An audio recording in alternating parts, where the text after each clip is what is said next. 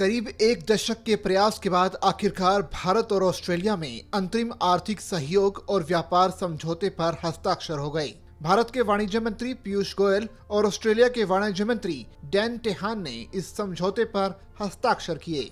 इसी बीच इस वर्चुअल समारोह को संबोधित करते हुए पीएम मोदी ने कहा कि इतने कम समय में इस अहम समझौते पर सहमति दोनों देशों के बीच आपसी विश्वास को दर्शाती है।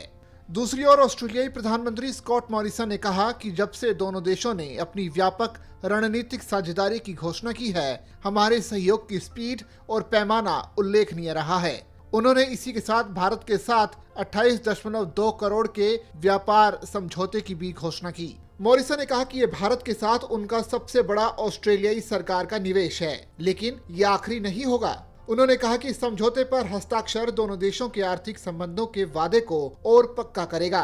समारोह में केंद्रीय मंत्री पीयूष गोयल ने कहा कि भारत और ऑस्ट्रेलिया स्वाभाविक साझेदार हैं, जो लोकतंत्र और पारदर्शिता के साझा मूल्यों से जुड़े हैं। उन्होंने कहा कि दोनों राष्ट्रों ने महामारी के दौरान भी भाइयों की तरह एक दूसरे का समर्थन किया था। गोयल ने कहा कि समझौते से अगले 4 से 5 साल में भारत में 10 लाख नई नौकरियां पैदा होने की उम्मीद है और दोनों देशों के बीच शिक्षा संस्थानों के सहयोग पर भी चर्चा हुई।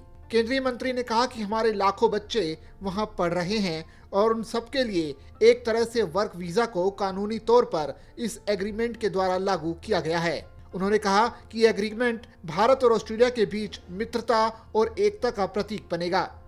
दोनों देशों के बीच अंतरिम व्यापार समझौता लागू होने के तुरंत बाद चमड़ा, कपड़ा, आभूषण और मशीनरी उद्योगों के भारतीय निर्यातकों को ऑस्ट्रेलियाई बाजार में शुल्क मुक्त पहुंच प्राप्त होगी।